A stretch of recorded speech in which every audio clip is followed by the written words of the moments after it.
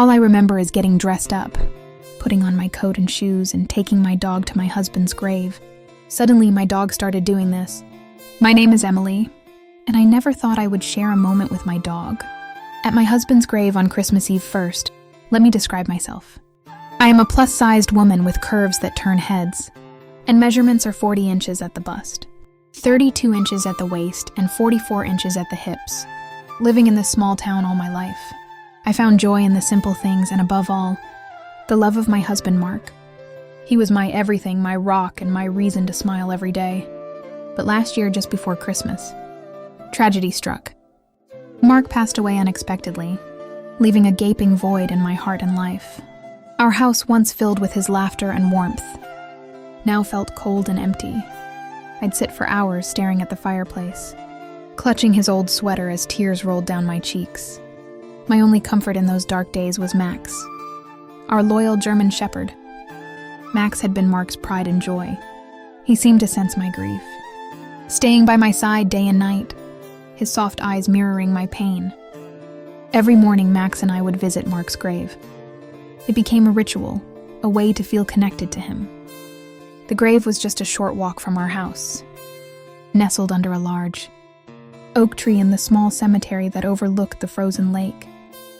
I'd sit there for hours talking to Mark, telling him how much I missed him, while Max lay silently beside me. He was my companion in mourning, sharing my sorrow in a way no one else could. The town, with its quaint shops and quiet streets, was a picturesque backdrop to my grief. On the surface, everything looked perfect. But for me, the vibrant colors of life had turned to grayscale.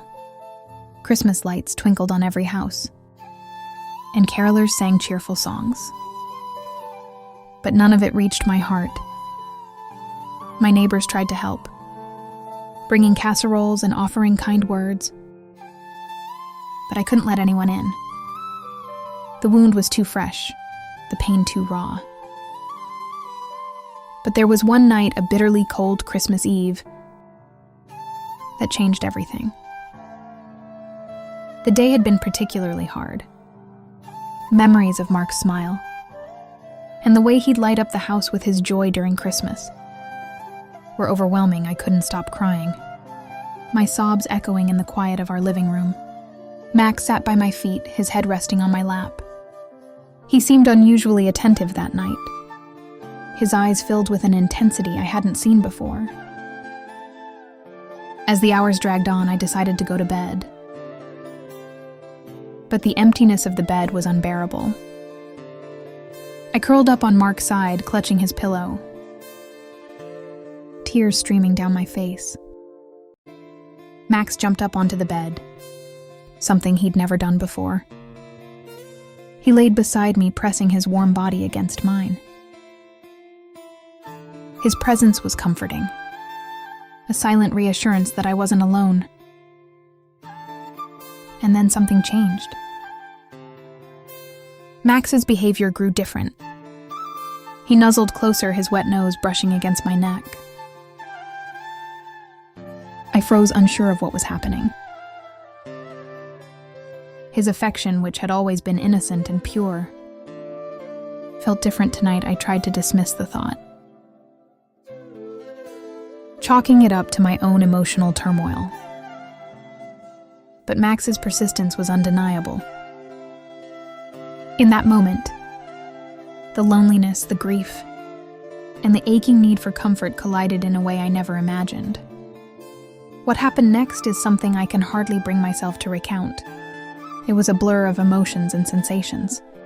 All I remember is getting dressed up, putting on my coat and shoes, and taking my dog to my husband's grave.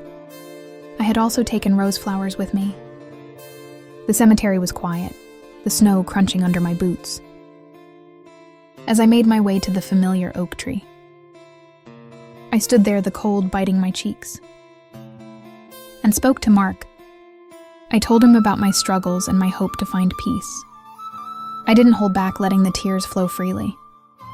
Max stood beside me at first, his head resting on my hand as he was saying, "Don't cry, Mom. I am with you." His presence was soothing, his big brown eyes filled with an understanding I didn't expect. He nuzzled closer, his warm breath brushing against my hand.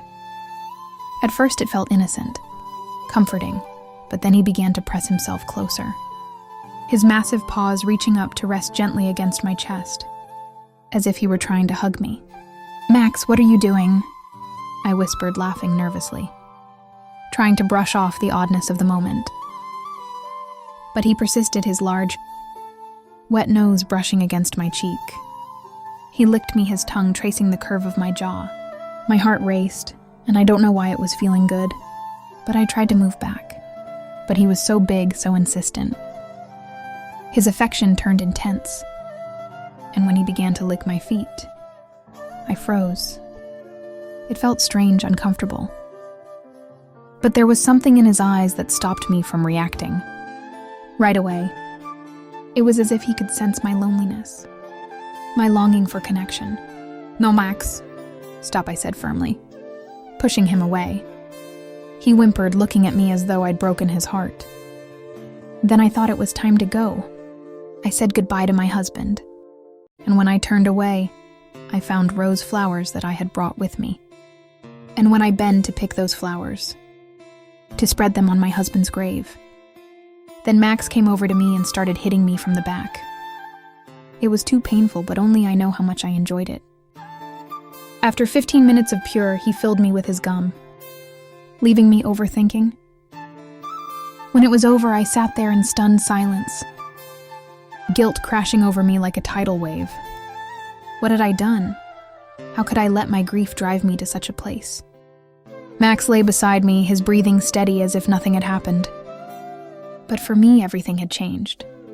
The weight of my actions was suffocating, and the shame was unbearable. The next morning, I couldn't bring myself to look at Max. He followed me around the house, his tail wagging, unaware of the storm raging inside me. I avoided the mirror, unable to face the woman staring back at me. The memories of Mark felt tainted, his love overshadowed by my own weakness. In the days that followed, I threw myself into routines to avoid confronting my feelings. I cleaned the house, rearranged furniture, and even took up baking. But no matter how busy I kept myself, the weight of that night lingered in the back of my mind. I stopped visiting Mark's grave for a while, unable to face the silent judgment. I imagined coming from the wind that rustled the oak tree's branches. One day, as I was organizing the attic, I found a box of marks, old letters and photos sitting on the dusty floor. I went through them, tears streaming down my face. His words were a balm and a dagger, reminding me of the depth of his love and the emptiness his absence had left. It was then that I realized I needed to confront my guilt. Not run from it, I started writing in a journal, pouring out my thoughts and emotions.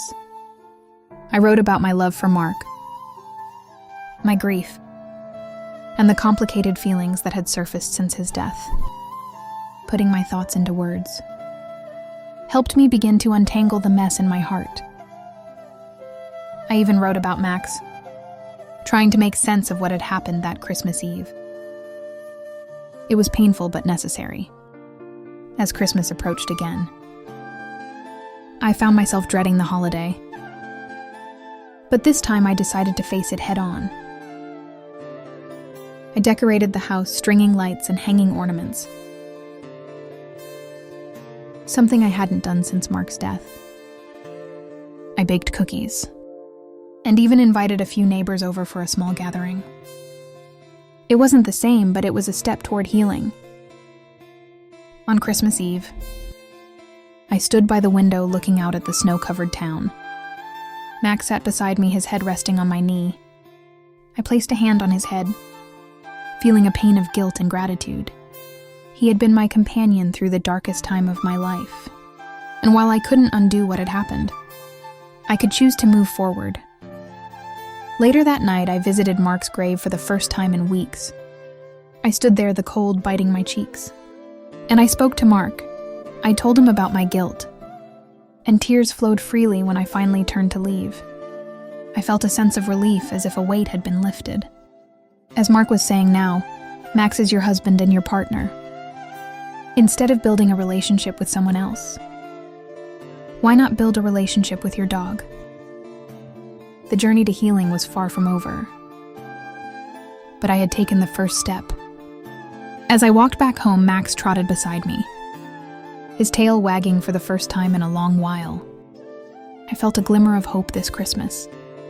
The snow falls again and the town is as quiet as ever, but inside me a storm is beginning to calm. I've learned that grief is a powerful thing, capable of driving us to places we never thought we'd go. And now I carry the lessons of love, loss and forgiveness with me, determined to honor Mark's memory by finding a way to live again.